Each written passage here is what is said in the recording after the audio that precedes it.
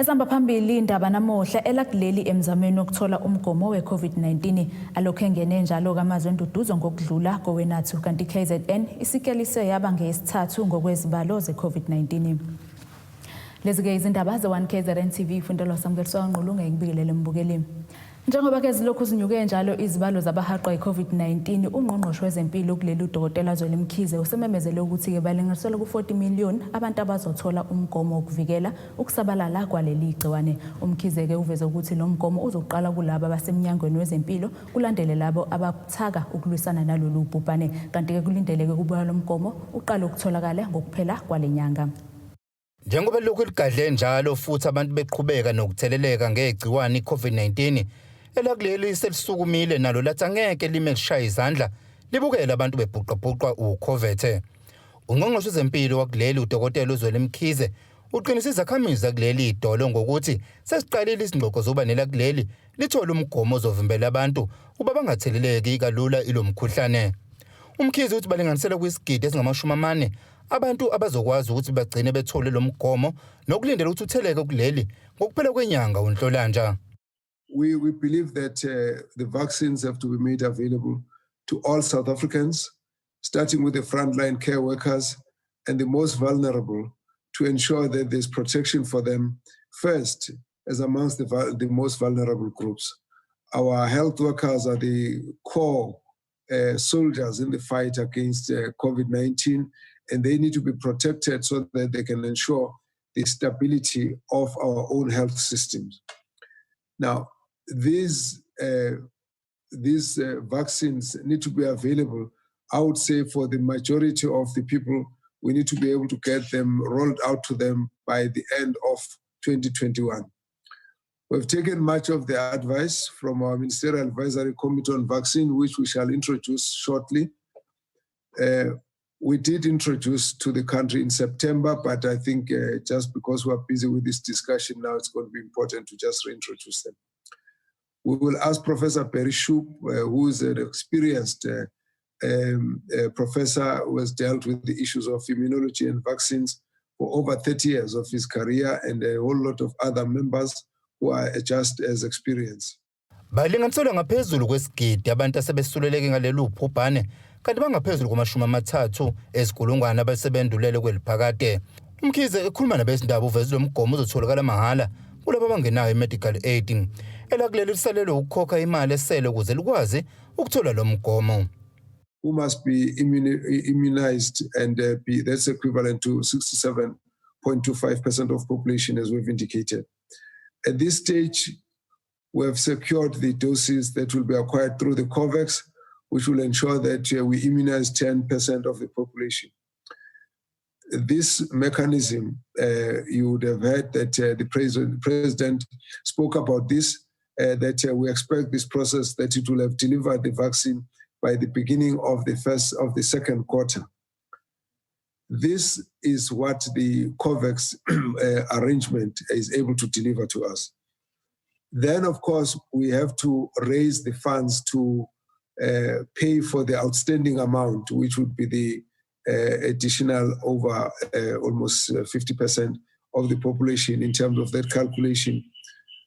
You recall that already the 1.8 billion rand we had already earmarked on the budget, as well as the deposit that was put up by Solidarity Fund. Now that work has been done. We have noted that there were people who were a bit skeptical about the fulfillment of the government's commitment. Excuse me.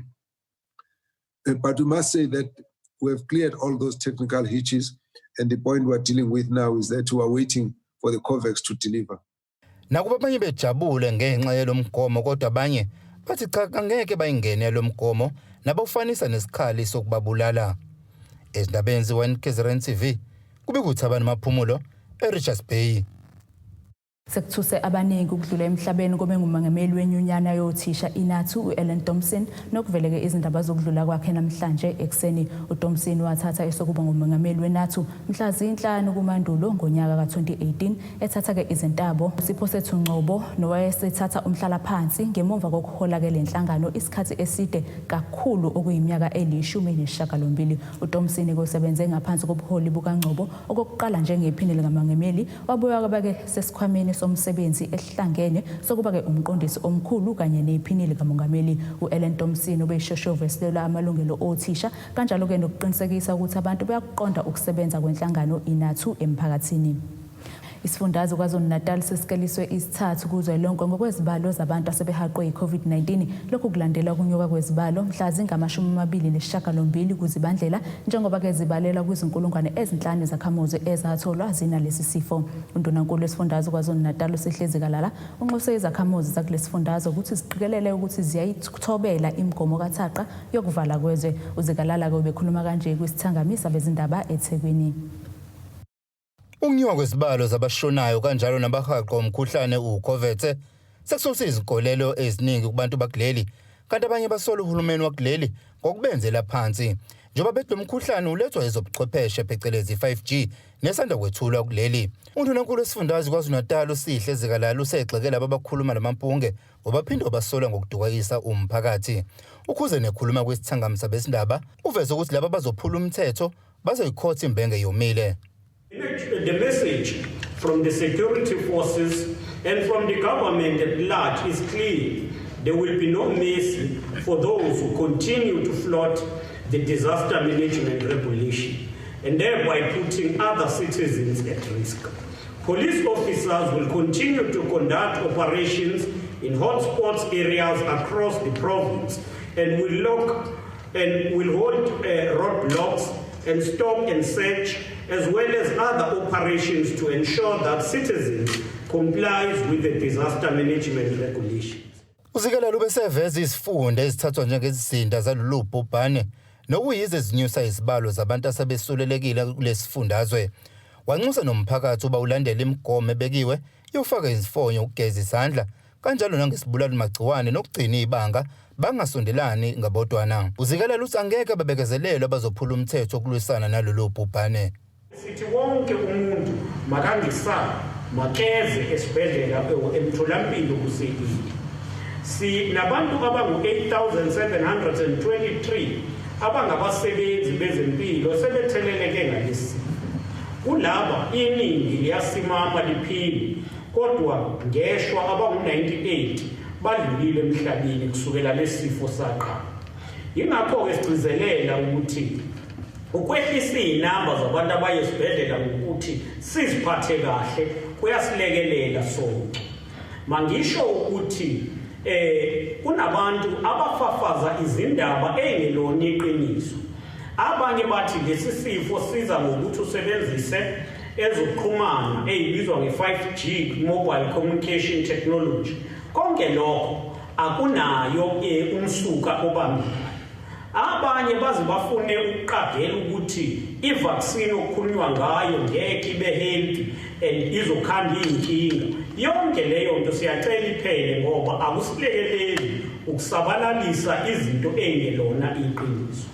Sinxusa umphakathi wakithi ukuthi wazi ukuthi siphila esimeni esiyi-new normal esidinga silandele khona imigomo esingakaze siphile ngaphambili siphile kuyo. Ngalokho-ke sonke masiqhubeke nokuthi siwashe izandla namanzi nensipho isikhathi nesikhathi noma sisebenzise isanitizer. Uma siphuma sifake ama-mask or senze i-social distance. Khona manje lo undunankulu wesifundazwe KwaZulu-Natal uSihlezi Kalala usexeke labo basabalelisa izindaba ezingamampunge sokuthi ke lo mkhuhlane iCOVID-19 usatshalaliswa ezobuchwepheshe i-5G. uZikalala ke unxusa abantu kuba balandele imigomo ebekiwe okuhlanganisa ukufaka izimfonyo, ukuhlanza izandla kanjalo nokusebenzisa izibulali magciwane phecelezi ama-sanitizers. Isinqumo sikaMameli Ramaphosa sokubuyisela eNingizimu Afrika kwisigaba sesithathu sokuvala kwezwe nokumisa ukudayisa kwatshwala ngamaviki amabili akuzange kube nesithelo njengoba izibalo ezakhamuzi ezithola zitheleka ngesifo sokukhuvethe zilokhu zenyuke njalo. Njengamanje zingu-8,623 izisebenzi zezempilo esezihaqwe igciwane lokhuvethe. Singene ngo-2021 sivala u-2020 kungekuhle izinamba zabantu abatheleleka ngaleli gciwane zinyuka. Ngomhla ka-30 abantu abatheleleka ngaleli gciwane bebeyi-5,846 obekokuqala ukuthi KwaZulu Natal idlule u-5,000. Letha lona ukuthi bese siphikelela ku-6,000.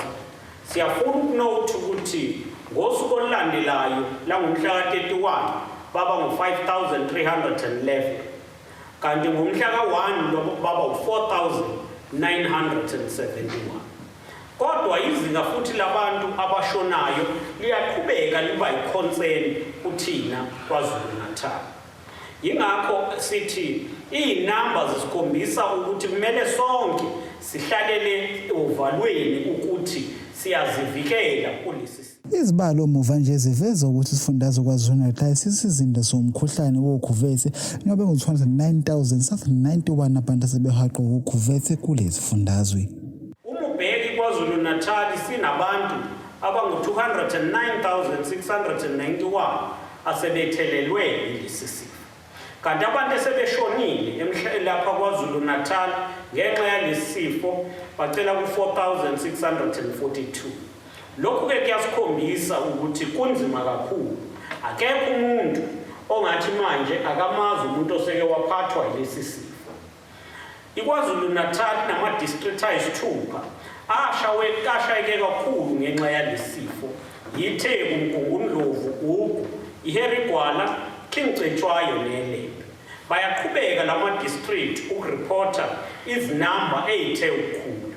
Okunye ukusiphatha kabi ukuthi kunama-family clusters now la uthola ukuthi umuntu oyedwa umethelelekile sekutheleleka nomndeni wonke. Okuveza ukuthi imiyalelo nemigomo yoku-self-quarantine and self-isolate abantu bakithi abayilandeli ngendlela uma besemakhaya. Khona manjalo ukhuzeni ubesenxusa izakhamuzi zakulesifundazwe kanye nosomabhizinisi abadayisa ngezinkambi izafari ukuthi baqinisekise ukuthi abathengi bayithobele imigomo yahulumeni ukuzama ukugwema ukusabala kwaleli gciwane ezindaweni zabo zokusebenza. Afuna futhi ukuqinisekisa ukuthi abantu abadayisa utshwala bayekelele abantu ukuthi baphuzele lapho kube kungafanele. Wonke umuntu ophula umthetho sizodila naye kusukela ngo-29 December ka-2020 kuze kuzoba ngomhla ka-1 January ka-2021. Amaphoyisa abopha abantu abangaphezulu ka-729 ebebengayilandeli imigomo. Abanye abantu ebebethutha utshwala or bephuza public. Abanye abantu ebebengawafakile amamask. Ingakho-ke sithi lama-restrictions nama-regulations abekiwe azolandelwa njengoba kunjalo. Ezindabeni 1KZNTV kube kuNobiso kaDlamini eThekwini. Bukeleke ke sibheke engosini yezomnotho. Irandi lu-14.59 maqhathaniswa nedola laseMelika libe u-19.98 maqhathaniswa nopondo waseBrithani libe u-17.90 maqhathaniswa ne-euro yase-Europe. Igolide lona libe $1,923.34 ounce kuthola ngahloziwe obu-$51.39 umphongolo. Bukeleke ke sibheke engosini yezemidlalo. Umqeqeshi wamaZulu FC uBenny Makati uselande isekela lomqeqeshi ayesebenzisana nalo Cape Town City uVasily Monosakis. Leli isekela kulindeleke ukuthi ke lisebenzisane ngempumelelo nalomqeqeshi kanjalo noSiyabonga Bhele noMvethe ozoba isekela lesibili. Usuthu ngaphansi kobuholi obusha selisayineke inqwabe abadlali abanohlonze nokwenzeke uhlalo walo omusha uSandile Zungu wakubeka ngokusobala ukuthi iqembu ulifuna emaqenjini amane azoqeda phezulu. Mbukeleke asike sibheke isimo sezulu esingalindeleka osukwini lakusasa.